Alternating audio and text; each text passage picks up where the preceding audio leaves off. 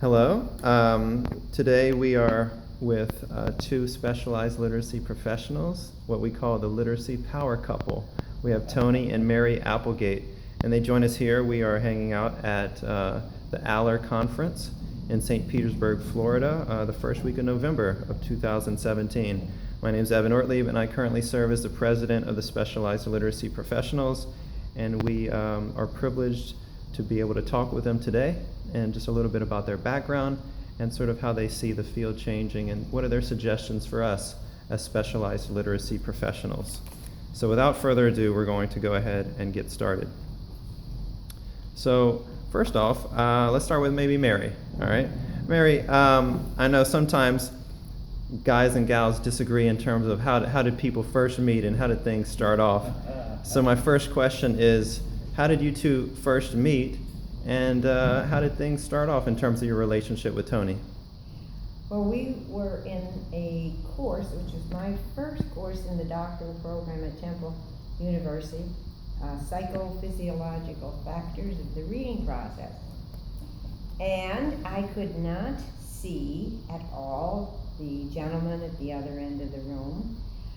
And when the professor said, who would like to identify topics to investigate, I heard this voice say, I'm interested in investigating intelligence. So I said, I'm also interested in that topic. Now, by the way, I was on the other side of the room, and what I heard her say was, I want to work with him. Naturally. So that's how we met, and we worked together. I was very impressed because I was a full-time student, and at the time he was already a graduate assistant, and had an office. And I thought, wow. Well, I eventually became. We could meet in my office. She was very impressed by that. So then things went forward from there, and yes, you two dear friends. Started dating, became married, and at what point did the collaboration really take that next step into professorhood? Well, I will tell you, we really did not put much of a priority on scholarship. I think that was one flaw of the Temple's doctoral program. We primarily wrote papers for courses. There was not an encouragement to publish. And so by chance, when we were teaching an assessment and intervention course, our emphasis ever since '76, when I did my pilot, was on higher level thinking, questions, and critical reading. So we did a study to try to see what inventory we could use that would emphasize critical reading. And so we took the 8 commonly used inventories just by chance, for no purpose of research. And then once it was all done, we said, hey, this is a study, let's submit it. And so it was accepted in the reading teacher. Mm-hmm. And shortly thereafter at the International Reading Association, we met Linda Montgomery, who was an editor for Prentice Hall, and she invited us to author the critical reading inventory. So that's pretty much how it started. That's super. So if, in terms of strengths and areas, and how do you work together? Like, is someone the thinker, the big vision person? Is somebody I just listen and do whatever she tells me to do. And you believe that? That's been the story of my life.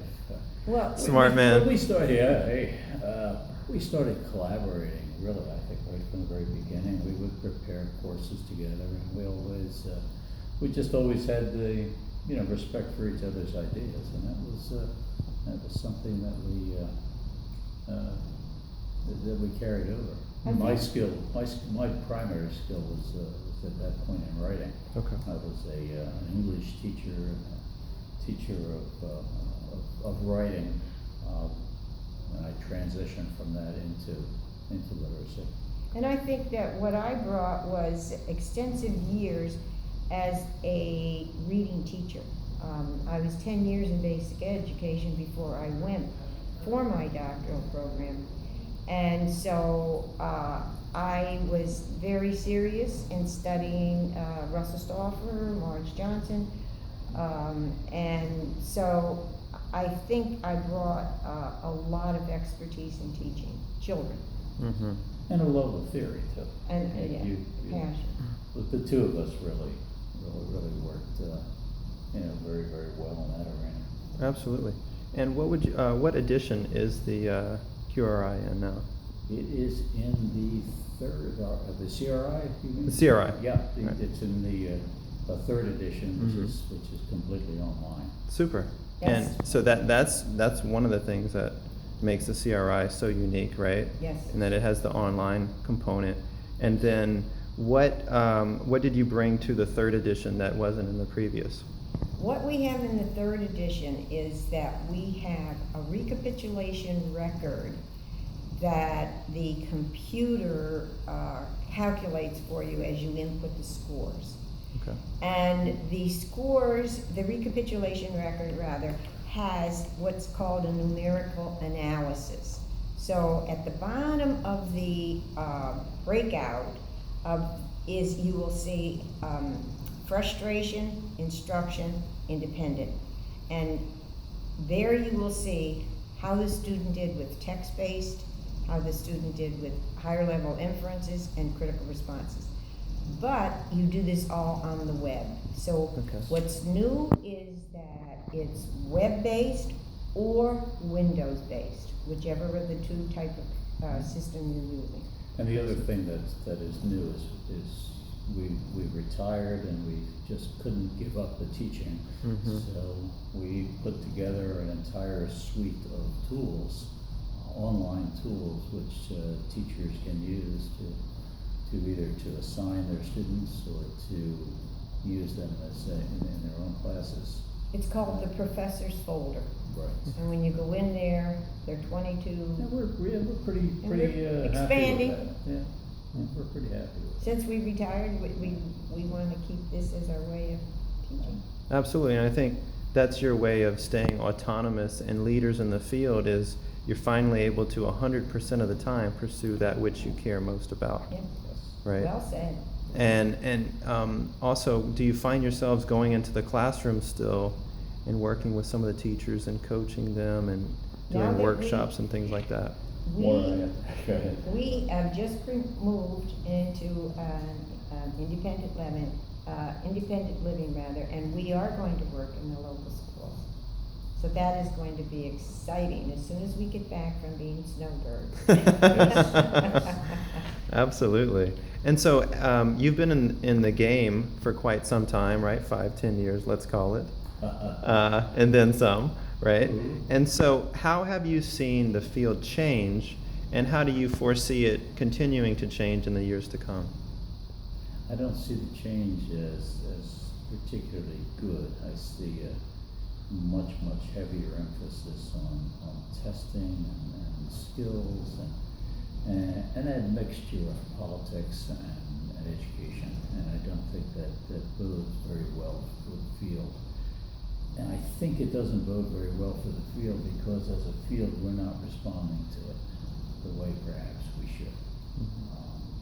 These are the kinds of things that seem to sneak up on us, and all of a sudden we're in crisis, and at that point it's a little late. And I know a lot of your work is on, some of those other factors outside of a test score, right? Like motivation and engagement and so on. How do you see teachers approaching those topics, and to what extent?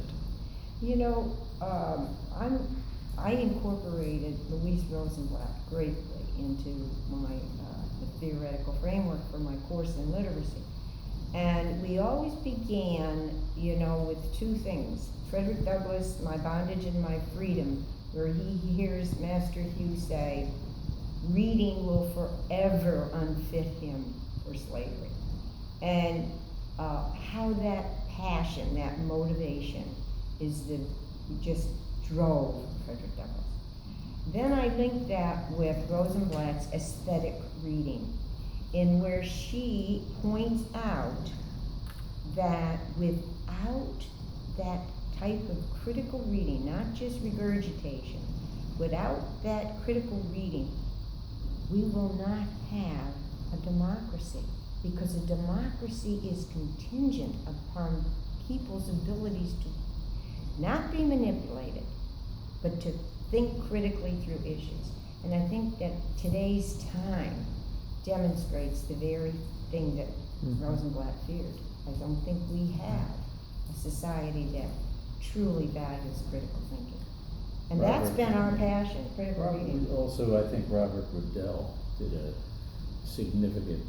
series of studies starting in 1994, 95, and he talked about the influential teacher. And the influential teacher was one of the major characteristics of what the influential teacher was that ability to challenge kids, that ability to make kids think, and the realization that when you make them think, they love to think. They really and truly rise to the occasion. And it's again one of those things that's driven both our teaching and our research. And the other thing, it's a part of the sadness, is that in our master's program, we would have some of the most exciting teachers and would share the frustration that they felt that they were going to have to go back to a user-scripted program. And part of what, I don't know if it's the right way to do it, but I always used to say, if you do what they say you have to do, point out, this is not reading, but people think this is reading. And then when you get in your little circus, now this is what real reading is. And so there are a lot of clues that we could have to help students understand their view of what reading is, that it isn't a bunch of skills, but it's thinking. And I think that administrators watch, and when you as teachers excel and your kids excel, that you start having a little power to change. And I think we should somehow instill how to become change agents.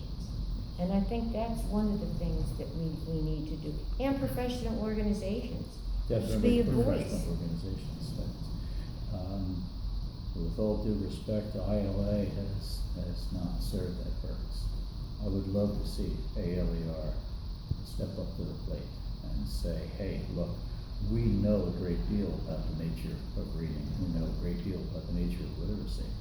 And some of the things that we're doing with emphasizing breakneck speed with no comprehension, emphasizing fluency without testing whether kids can think about what they're reading, that's leading us down the wrong path. And I think that an organization like ALER should be speaking to the public, should be speaking to parents and saying, hey, if you want your kids to succeed in the society in which we live, these are the kinds of skills.